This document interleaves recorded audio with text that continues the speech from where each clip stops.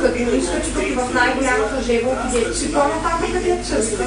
Той е така или иначе е там, нито ще избяга, ще му се случи нещо. А пък... що ми такива неща ще искате? Защо трябва? Защитава някаква кауза или просто вярва, че проблемите се решават заедно, да го демонстрира, като вземе участие в глобалния протест на достоинство. Вие както решите, аз... Цялата страница на движението.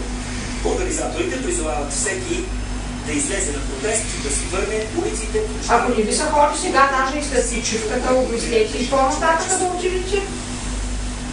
Можете и в септември да отидете. Можете да отидете. Кодекс обсъди част от предложенията на правилата. Не бе, защото нищо няма да остане.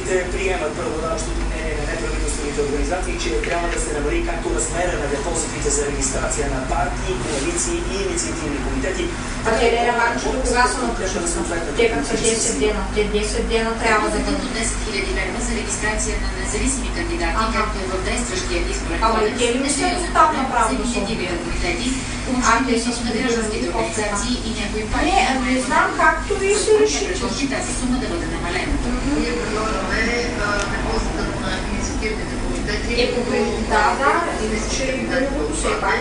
За партиите депозитът да бъде размерът на 2500 лева, за да не е обременително за малките партии, а за коалициите в размер на 5000 лева. По принцип идеята срещна разбирането на членовете на комисията с оговорката от ДПС да не се отива в другата крайност, която да доведе до негативни резултати. Мисля, че не би трябвало да има някакъв проблем, все пак да има някакъв залог за сериозност, за ангажираност. Този, който иска да участва в политически живот. Членовете на комисията ще подкрепят и искането за намаляване на броя на подписите в подкрепа на участниците в предизборната надпревара. Майя Нолова се позова на предположен РАЗСВ, необходимите подписи на независим кандидат да не са повече от 3% от избирателите в съответния район, не повече от 1000. За коалициите да са 5000, а на партиите 2500 подписа. Приказва се, че само в България съществува кандидат депутатски имунитет.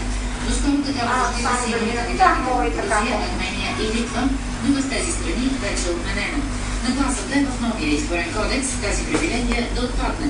Членовете на парламентарната комисия изслушаха и препоръки на Централната избирателна не ги знам, ако нещо Митко иска да я извежда с Валерия да играят, тя сега била тук Валерия, а пък сега вие като ще сте вкъщи, вие ще ходите ли някъде?